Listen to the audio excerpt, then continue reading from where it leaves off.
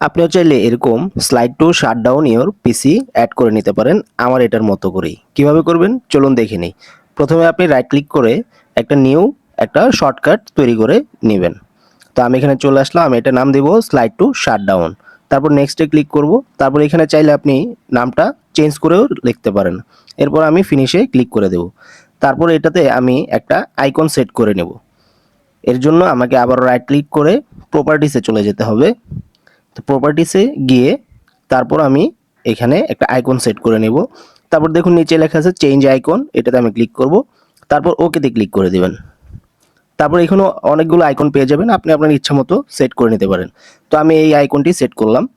তারপর আমি ওকেতে প্রেস করব। তারপর আমি অ্যাপ্লাই ক্লিক করে আবারও ওকেতে প্রেস করে দেব। এরপর দেখুন আমার একটা আইকন তৈরি হয়ে গেল। ব্যাস তৈরি হয়ে গেল স্লাইড টু শাট ডাউন। ভিডিওটি ভালো লাগলে অবশ্যই লাইক, কমেন্ট এবং শেয়ার করুন।